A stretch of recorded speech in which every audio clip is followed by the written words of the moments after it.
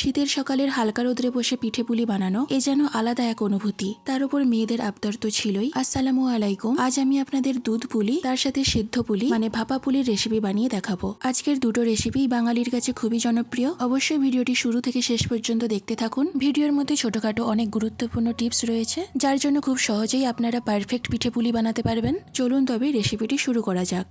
তো পিঠে পুলি বানানোর জন্য প্রথমেই নারকেলের পুর বানিয়ে নেব। আর তার জন্য কড়াইতে নারকেল দিয়ে দিলাম। আমি আগে থেকেই নারকেলটাকে কুড়ে রেখেছিলাম। এরপর নারকেলের মধ্যে 1 চিমটি লবণ, একটু ফাটানো এলাচ, একটু চিনি আর গুড় দিয়ে সবকিছু নারকেলের সাথে খুব ভালো করে মিশিয়ে নিলাম। আমি এখানে চিনি আর গুড় দুটোই ব্যবহার করেছি, আপনারা চাইলে শুধু গুড় দিয়েও পুরটা বানাতে পারেন। তো নারকেল আর গুড়টা খুব ভালো করে মিশিয়ে নেওয়ার পর এর মধ্যে দিয়ে দেবো 1 টেবিল চামচের মতো চালের গুঁড়ো। চালের গুঁড়োটা দিলে পুরটা খেতে খুবই ভালো লাগে। এরপর কিছুক্ষণ নাড়াচাড়া করে নিয়ে পুরের যখন সুন্দর একটা গন্ধ উঠবে তখনই মনে করতে হবে পুর আমাদের একদম রেডি। তো পুরটা থেকে দারুণ একটা গন্ধ বেরিয়েছে। এরপর পুরটাকে একটা পাত্রে তুলে নিলাম। তো পুরটা ঠান্ডা হতে থাক। তো এরপর আমি পুলি বানানোর জন্য খামির তৈরি করে নেব। খামির তৈরি করার জন্য কড়াইতে পরিমাণ মতো জল দিয়ে দিলাম। তার মধ্যে 1 চিমটে লবণ দিয়ে দিলাম। নাড়াচাড়া করে নিয়ে জলটা যখন ফুটে উঠবে তখন এর মধ্যে 2 কাপ চালের গুঁড়ো আর 1 কাপের মতো ময়দা দিয়ে গ্যাসের ফ্লেমটাকে লোতে রেখে ঢাকনা দিয়ে 3 মিনিটের জন্য খামিরটাকে সেদ্ধ হতে দেব। 3 মিনিট পর ঢাকনা খুলে সবকিছু ভালো করে মিশিয়ে নিয়ে নাড়াচাড়া করে খামির তৈরি করে নেব। এই স্টেপে খামিরটা যদি একটু বেশি শক্ত হয়ে যায় সেক্ষেত্রে একটু গরম জল দিয়ে দেবেন। আর খামিরটা যদি খুব পাতলা হয়ে যায় তাহলে আরো একটু চালের গুঁড়ো দিলেই খামিরটা একদম পারফেক্ট হয়ে যাবে। তো আমার খামির একদম রেডি। এরপর একটা ছড়ানো পাত্রে খামিরটাকে ঢেলে নেব।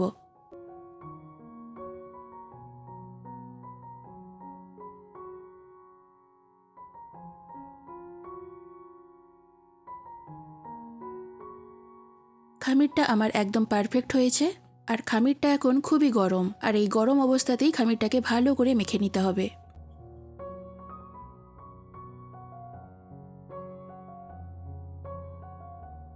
তো খামিরটাকে আমি খুব ভালো করেই মেখে নিয়েছি। খামিরটা এখনো গরম আছে। তো খামিরটাকে ঢাকনা দিয়ে আরো 5 মিনিটের জন্য রেখে দেব। তো 5 মিনিট পর ফিরে এলাম। খামিরটা খুব সুন্দর সেট হয়ে গেছে। খামিরটাকে আরো 1-2 বার খুব ভালো করে মেখে নেব। তো খামিরটা খুব ভালো করে মাখা হয়ে গেলে ছোট ছোট লেচি কেটে নেব।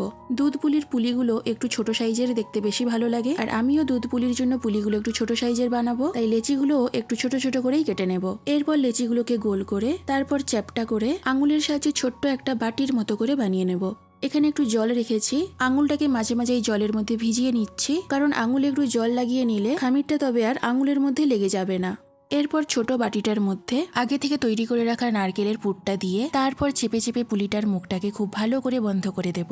এইভাবে চেপে চেপে মুখটাকে ভালো করে কভার করে নিতে হবে, আর তা না হলে পুরটা বাইরে বেরিয়ে আসবে। আর একটা লেচি নিয়ে যখন পুলিগুলো বানাবো বাকি লেচিগুলো তখন ঢাকনা দিয়ে রাখতে হবে, তা না হলে লেচিগুলো শক্ত হয়ে যাবে, পুলিগুলো তখন ভালো করে বানানো যাবে না। এই ছোটখাটো টিপসগুলো মাথায় রেখে পুলি বানালে সব পুলিগুলোই পারফেক্ট হবে। আর ঠান্ডা হয়ে যাওয়ার পরও পুলিগুলো কিন্তু শক্ত হবে না। আর একটা কথা, পুলি তৈরি করার জন্য লেচি দিয়ে যে আমরা ছোট্ট বাটিটা তৈরি করি ওই বাটিটা কিন্তু খুব পাতলা করে বানালে হবে না। বাটিটা পাতলা হলে পুলিটাও পাতলা হবে। আর পুলিটা যখন দুধের মধ্যে দেব পুলিটা পাতলা হওয়ার জন্য ফেটে গিয়ে ভেতরের পুরটা বাইরে বেরিয়ে আসবে। তাই পুলির বাটিটা একটু মোটা করেই বানাতে হবে, মানে খুব বেশি মোটাও হবে না আবার খুব বেশি পাতলাও হবে না, কারণ খুব বেশি মোটা হয়ে গেলে আবার খেতে একদমই ভালো লাগবে না। তো এইভাবে আমি সব পুলিগুলো বানিয়ে নেব।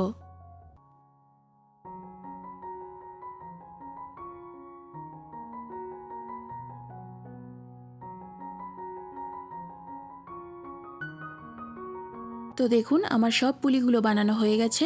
তবে এর মধ্যে কিছু পুলি নিয়ে আমি দুধ পুলি বানাবো, আর কিছু পুলি ভাপিয়ে নিয়ে সেদ্ধ পুলি বা ভাপা পুলি বানাবো। কালো প্লেটে যে পুলিগুলো আছে ওগুলো আমি দুধ পুলি বানাবো, আর স্টিলের প্লেটের মধ্যে যে পুলিগুলো আছে ওগুলো আমি ভাপাতে দেবো। আর এই যে এখানে বসে বসে আপন মনে গান করছে আর পুলি বানাচ্ছে। আজ ছুটির দিন, ও নাকি আমাকে দুধ পুলি বানিয়ে খাওয়াবে। তখন দিয়ে জেদ করে যাচ্ছে, মা আমাকে পুলি বানাতে দাও, আমাকে পুলি বানাতে দাও। তাই ওকে একটা বানাতে দিলাম।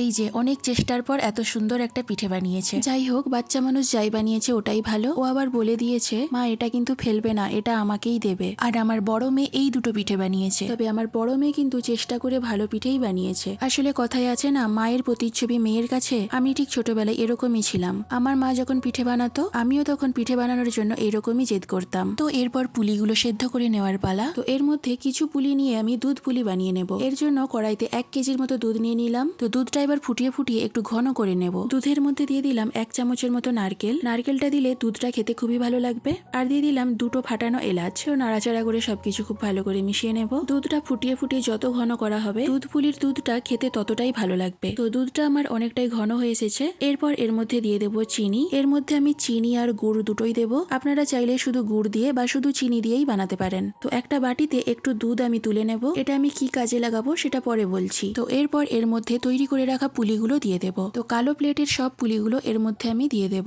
পুলিগুলো দেওয়ার পর খুব সাবধানে একবার নেড়ে চেড়ে নেব।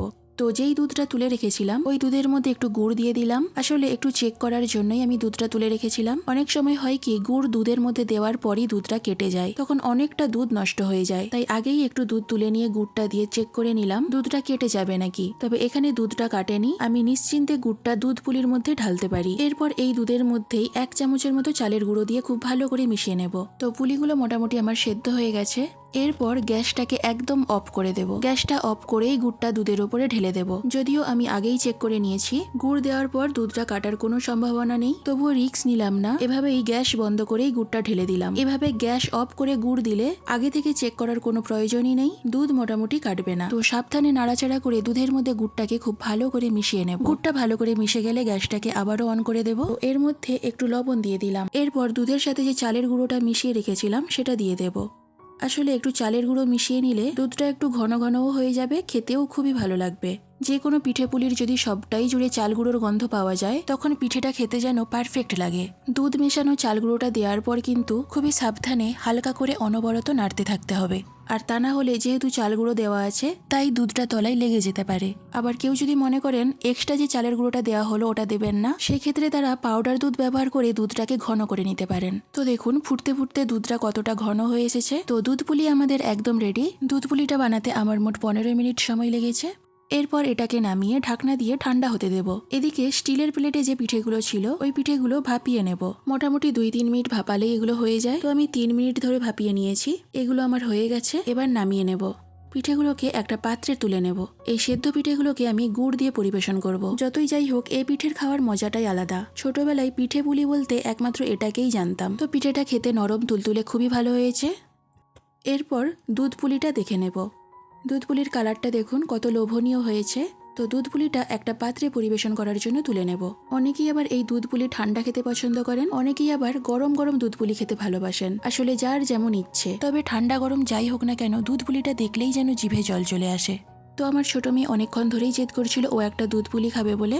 ওর জন্য একটা বাটিতে বের করে দিলাম। ও তো খুব মজা করেই খেলো। তো আমিও এখানে একটা নিয়ে বসে পড়েছি। সত্যিই দুধ পুলিটা খেতে অসাধারণ হয়েছে। আজকের এই দুধ পুলি বা ভাপা পুলির রেসিপিটি নিশ্চয়ই আপনাদের খুবই ভালো লাগবে। এবার জেনে নিই আমার মেয়ের খেতে কেমন লাগলো। বাবু পুলিটা খেতে কেমন লাগলো? হ্যাঁ মা, দুধ পুলিটা খেতে খুব মজা হয়েছে।